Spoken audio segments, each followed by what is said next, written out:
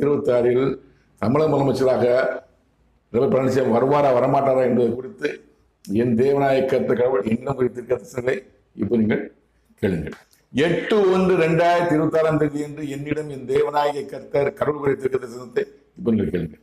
துபே கிரிமா குத்துபே துபே கிரிமா குத்துபே துபே கிரிமா குத்துபே திவோ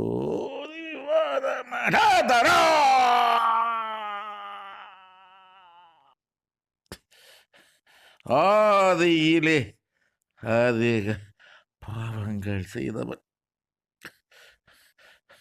அவனுக்கு விரோதமாகவே நான் என் கரத்தை நீட்டினேன். அதிகாரத்தை அவனிடமிருந்து பறித்தேன். மீண்டும் அதிகாரம் இத்தேசத்தை அதிகாரம் செய்ய நினைக்கிறான். அவன் எண்ணம்